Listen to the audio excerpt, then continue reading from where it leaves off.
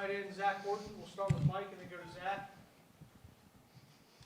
Where's that at? There it is. Hey, Zach. Kurt Cignetti and Mike Shanahan talked about how they've kind of revamped the red zone offense and kind of approach. You know, you were with them obviously at JMU. How is this year's red zone play calling, or is it more aggressive? You know, how is it different from those last couple of years at JMU? From last year to JMU compared to this year, I would say it's getting, I think we're more aggressive. I can see ourselves going for it more on fourth downs compared to last year.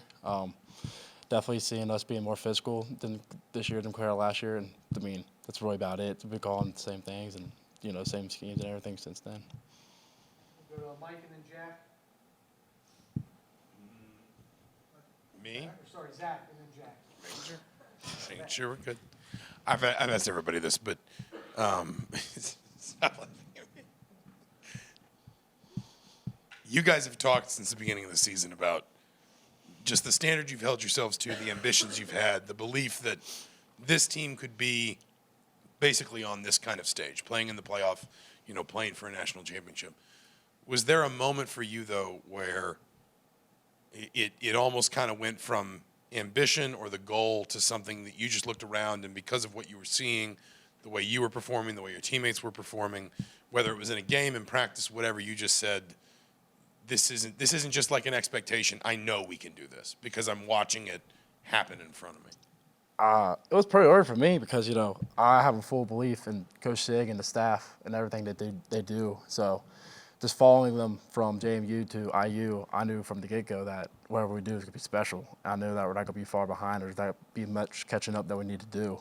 I know Sig's going to get the people that he wants, and he's going to run a tight business, and everybody's going to follow along. So I know that if we get everybody to buy in and do what we're coached to do and everything like that, I knew that from the spring since I got here that we're going to have something special and that IU's going to see something that they're never going to see before.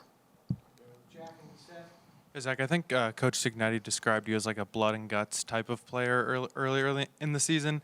When do you think you kind of acquired that those traits in your game, and where do you think that comes from?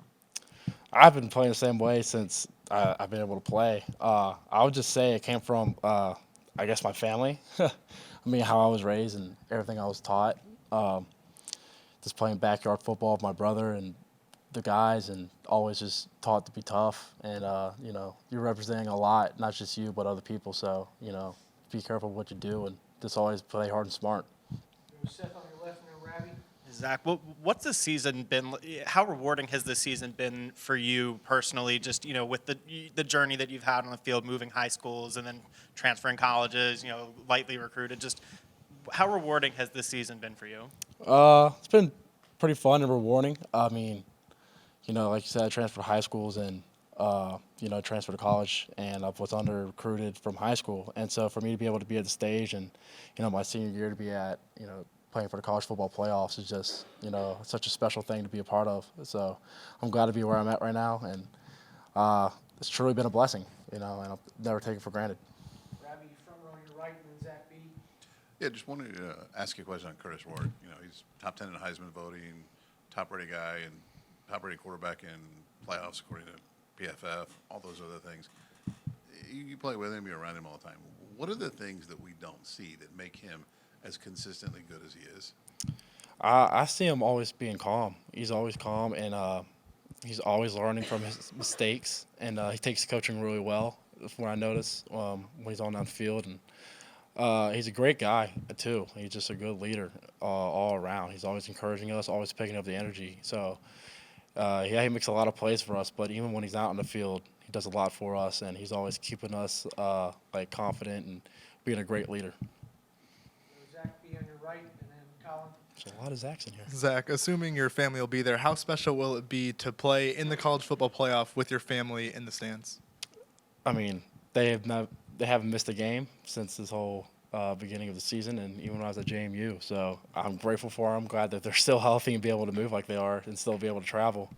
And for them to travel to, Notre Dame and play at Touchdown Jesus, it's just a special, thing. So for my parents to be there for this whole season means a lot to me. Colin on your right, and then Todd. Both Justice and Jalen, who were just in here, mentioned you specifically both with the offense and defense, helping them out in practice. How does that, what does it mean to you to have that effect on your fellow teammates and getting ready for this playoff game? I mean, that's what our whole team does. That's what we just all make each other better. I mean, it's hard to block our defense, and I tell them that I hope I make you better by me trying to block them. So that's what we always been preaching since the beginning of the season, just try to make each other better, and that when we go out there Saturday or Friday, we can just play to the best of our ability. Todd and Daniel. Zach, Notre Dame's good at forcing turnovers. How much have you guys emphasized ball security during practice this week? And, what do you do to just kind of, it's always important, but how do you kind of reemphasize it game to game? Just gotta keep in mind or just have a good tuck on the ball, and we've been doing the same thing since the beginning of the season, since this whole season started, and just really preaching it, and just making sure we have good ball security whenever we have the ball, and just be careful with the ball. We've just been doing the same thing, I would say. Daniel and Sabrina.